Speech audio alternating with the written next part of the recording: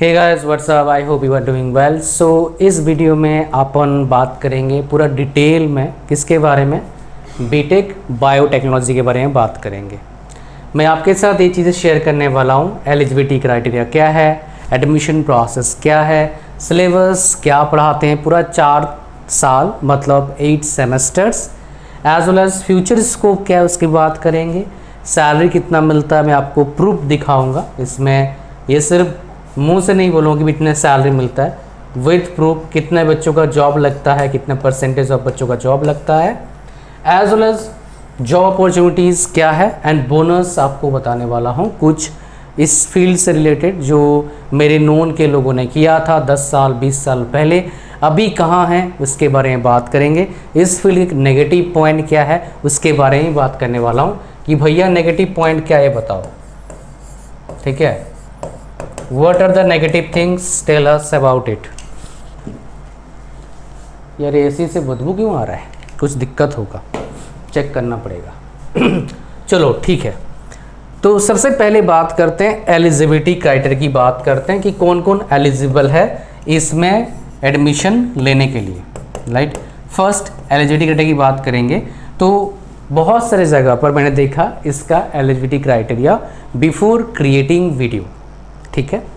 तो मैक्सिमम जगह पर या तो आप पीसीएम से हो या फिर आप पीसीबी से हो, आप एलिजिबल हैं। बट कुछ ही जगह पर मैंने देखा वहाँ बोला सिर्फ पीसीबी ही एलिजिबल है, पीसीएम एलिजिबल नहीं है। बट 95% जगह पर देखेंगे पीसीएम या फिर पीसीबी दोनों ही एलिजिबल है। मतलब फिजिक्स केमिस्ट्री आपका कंपलसरी है, या तो आपके पास मैथमेटिक्स होना चाहिए या तो आपके पास बायोलॉजी होना चाहिए। अगर ये है काम बन जाएगा आपका, ठीक है जी। कहानी समझ में आया आपको? ऑल राइट, आगे हम बात करने वाले हैं इसका एडमिशन प्रोसेस क्या है। तो ये डिपेंड करता है कौन से कॉलेज में एडमिशन लोगे। आईआईटी मतलब क्या है, JEE एडवांस। एनआईटी मतलब क्या है, मेंस। स्टेट गवर्नमेंट कॉलेज मतलब मेंस या फिर मतलब JEE मेंस या फिर स्टेट गवर्नमेंट के एंट्रेंस एग्जाम। बहुत सारे कॉलेजेस में क्या होता है, डायरेक्ट एडमिशन भी हो जाता है, ठीक है। तो जैसे कॉलेज में एडमिशन लेंगे वैसे ही आपका पैकेज लगेगा। बढ़िया कॉलेज मतलब बढ़िया पैकेज, बेकार कॉलेज मतलब क्या है, जॉब ना लगे, ऐसा भी कंडीशन आ सकता है। जॉब लगेगा तो बहुत कम पैकेज लगेगा, 15,000 का, 13,000 का, 16,000 का, ऐसा आपको सैलरी मिलेगा। ओके, ये 2 चीज़ मैंने आपको अब तक बताया। एक क्या बताया, एलिजिबिलिटी क्राइटेरिया, एडमिशन प्रोसेस। अब हम बात करेंगे सिलेबस की। हम बात कर लेते हैं क्या सिलेबस पढ़ाया जाता है पूरे 4 साल में। मिलता जुलता सिलेबस आपको बताऊंगा इस फील्ड में। ये आपके पास सिलेबस है, करिकुलम है, और ये सिलेबस फॉलो किया जाता है किसमें, आईआईटी हैदराबाद में। आप किसी भी कॉलेज में पढ़ाई करेंगे 80 to 90% सिलेबस सही रहने वाला है।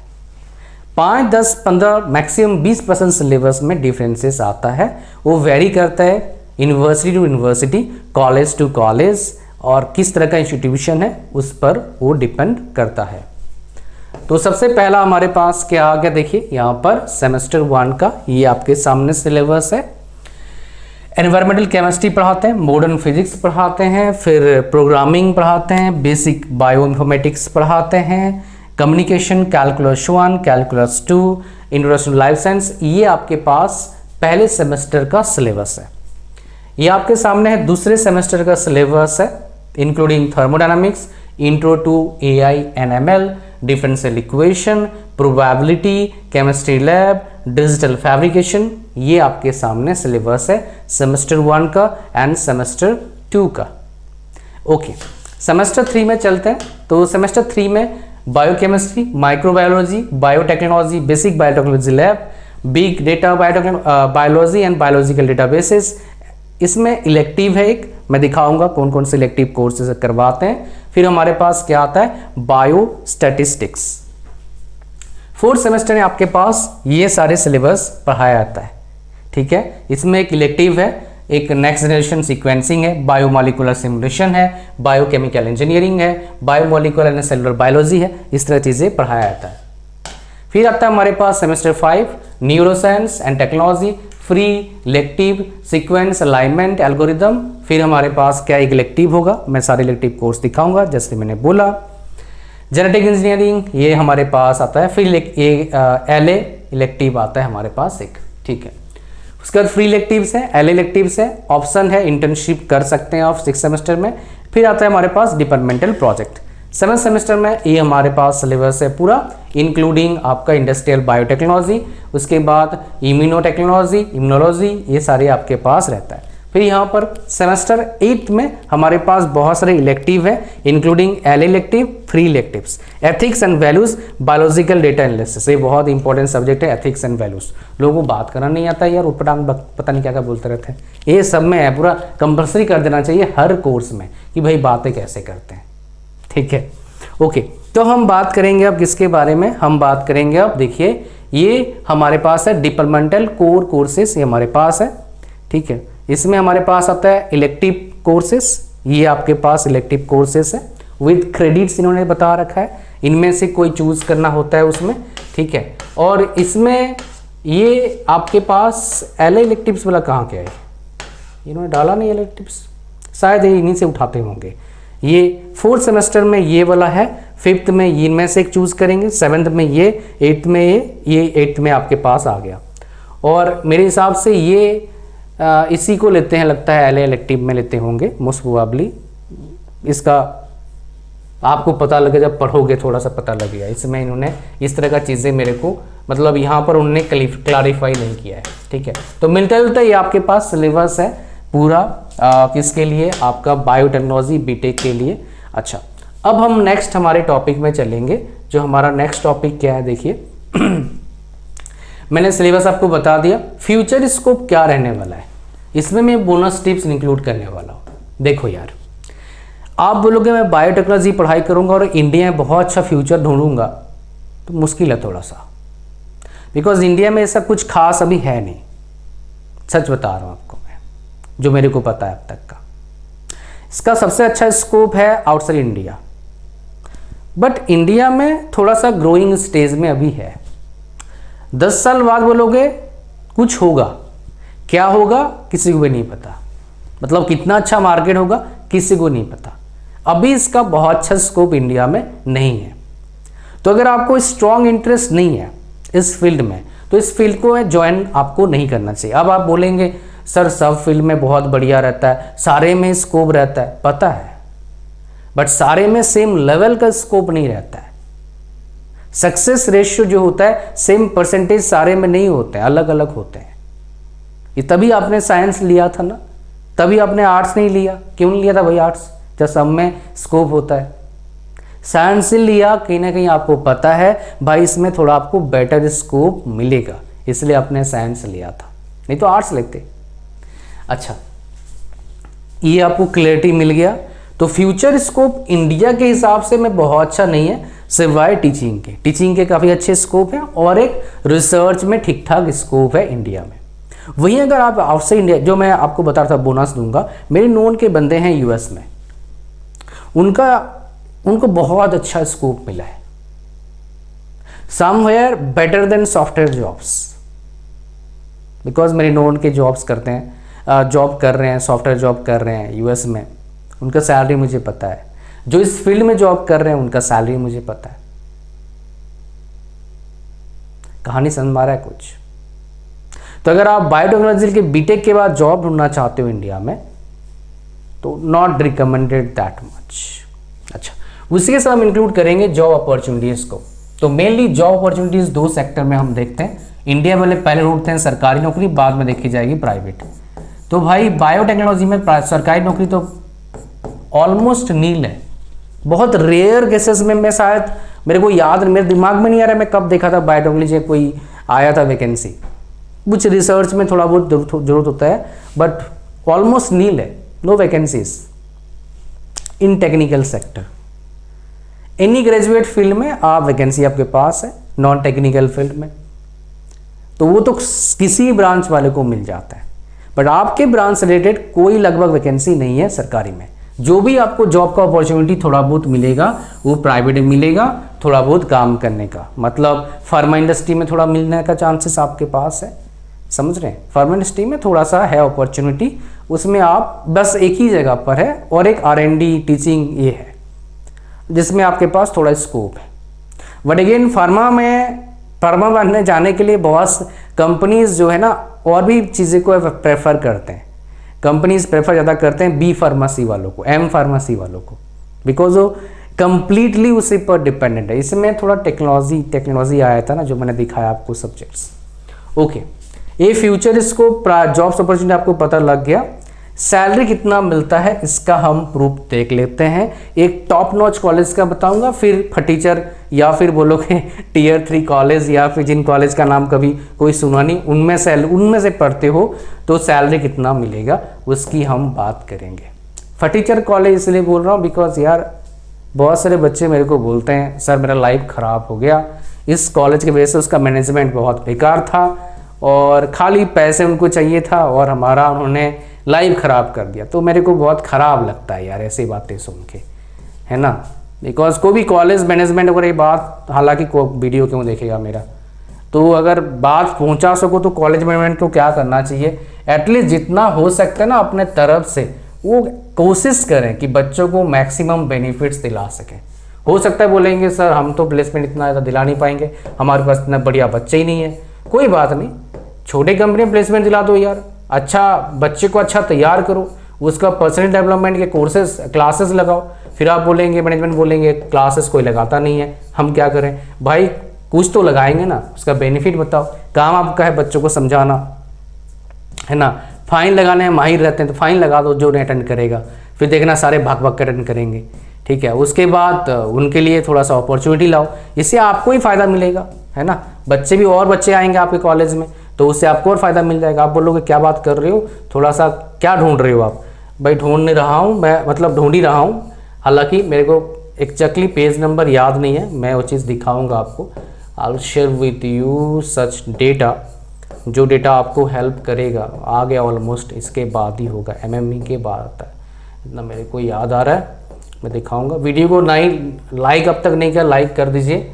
चैनल पर नए हो सब्सक्राइब कर लो, ऐसे ही आपको डेटा ड्रिवन कंटेंट मिलेगा, डेटा से रिलेटेड कंटेंट मिलेगा जो आपको हेल्प करेगा फर्दर अपने डिसीजन लेने के लिए अपने लाइफ में, क्या पढ़ाई करना चाहिए क्या नहीं करना चाहिए, किसमें क्या आपको फ़ायदा है। ये रहा भाई बायोटेक्नोलॉजी, ये प्लेसमेंट स्टैटिस्टिक्स है NIT वरेंगल का। दो स्टैटिस्टिक्स कौन से ईयर का है, 22-23 का। 23-24 का डेटा मेरे को लगता नहीं कोई इंस्टीट्यूट अभी तक, मेरे को लगता नहीं, बहुत कम इंस्टीट्यूट क्या करेंगे रिवील करेंगे, लेट्स सी, बिकॉज सिनेरियो इतना अच्छा नहीं है। तो आप देखेंगे बायोटेक में बहुत सारे बच्चे बोलते हैं सर ब्रांच मैटर नहीं करता है, स्किल मैटर करता है, वो यहाँ पर दिखाऊंगा। हाईएस्ट पैकेज कितना है बायोटेक में, 26 लाख है। एवरेज पैकेज कितना है, 15 लाख है। लोएस्ट पैकेज कितना है, 4,76,000 रुपीज़ पर ईयर है। ये पैकेज CTC है भाई। प्लेसमेंट देखिए कितना % बच्चों का जॉब लगता है, 70% बच्चों का जॉब लगता है इस फील्ड में, 30% बच्चों का जॉब लगता ही नहीं है। और ये डेटा है एलिजिबल स्टूडेंट्स का, जो प्लेसमेंट के लिए एलिजिबल है। मोस्ट प्रोबेबली मेरे हिसाब से उन्होंने वही लिया होगा, बिकॉज सारे कॉलेजेस वही करते हैं। अब इसको कंपेयर करूं, एवरेज पैकेज कितना है भाई, 15 लाख है, 70% बच्चों का जॉब लगता है। अब इसको थोड़ा कंपेयर करते हैं CSC के साथ। हाईएस्ट CTC कितना है भाई साहब इसमें, CSC MCA, अच्छा एक सेकेंड, ये MCA का शायद था, CSC मैंने इसे, हाँ ये MTech का है, CSC ये CSC डिपार्टमेंट का है। हाईएस्ट पैकेज कितना है भाई, 88 lakhs। एवरेज पैकेज कितना है, 31 lakhs, डबल। अब तो मान के ना भैया। अच्छा लोएस्ट पैकेज कितना है भाई साहब, 7 लाख है, उधर कितना था, 4,76,000 था। अब तो मान गए ना भैया, कितने % बच्चों का जॉब लगा है, 99.4% बच्चों का जॉब लगा है। तो एक चीज़ आपके दिमाग में आ गया होगा डेटा से, बिकॉज मैं तो नहीं बता रहा हूँ, ये कॉलेज वाले ही बता रहे हैं कि इस हर ब्रांच में स्कोप जरूर होता है, बट इंटेंसिटी और लेवल ऑफ स्कोप में डिफरेंस है।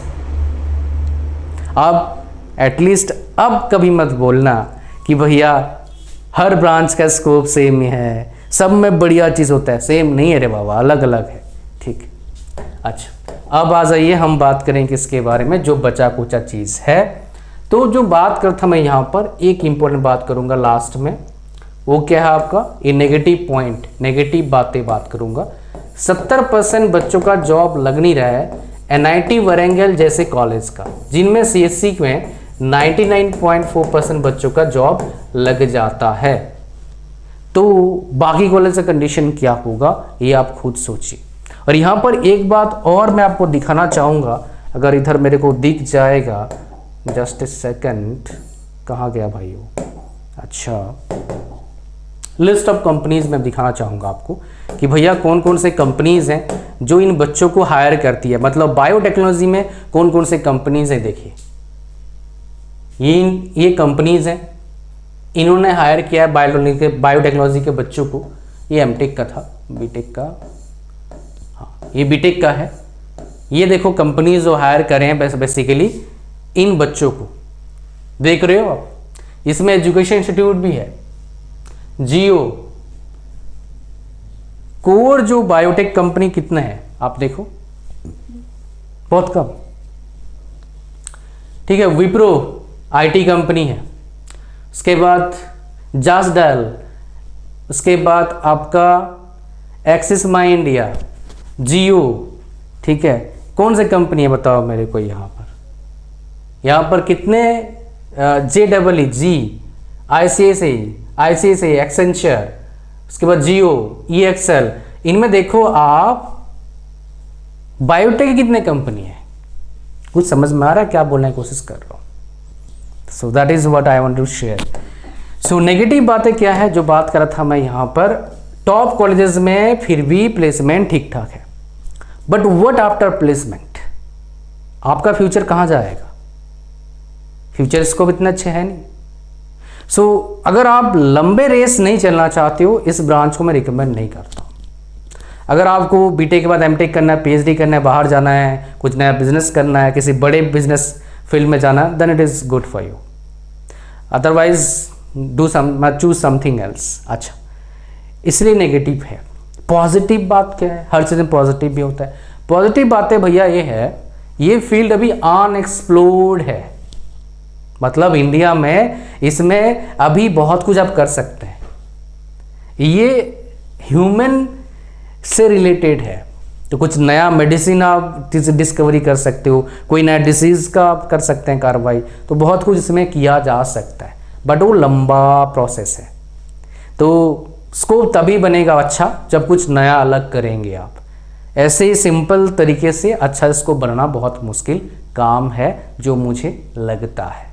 आप बोले सर अगर मैं ऐसे सिंपल कॉलेज से पढ़ूंगा, हालांकि सिंपल कॉलेज में बायोटेक ब्रांच बहुत कम होता है, तो बायोटेक ब्रांच सिंपल कॉलेज से पढ़ना बिल्कुल रिकमेंड नहीं करता हूं। अगर आपको इंटरेस्ट है तो ट्राई फॉर गुड कॉलेज, फिर काम आपका कुछ बन सकता, अदरवाइज चूज समथिंग एल्स। ठीक है, तो ये था पूरा कहानी। आई hope you got all the information regarding this branch. Thank you very much.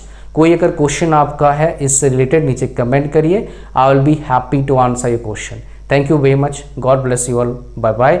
इस वीडियो के डिस्क्रिप्शन में एक लिंक है, that is for Telegram channel, उसको जरूर ज्वाइन करिए। उसमें 13,000 के आसपास बच्चों ने ज्वाइन किया हुआ है, और उसमें मैं इस तरह का वीडियोस, गवर्नमेंट जॉब्स अपडेट्स, बहुत सारे ऑफर्स उसमें मैं शेयर करता रहता हूँ। इतना ही इस वीडियो में। Thank you very much, God bless you all, bye bye.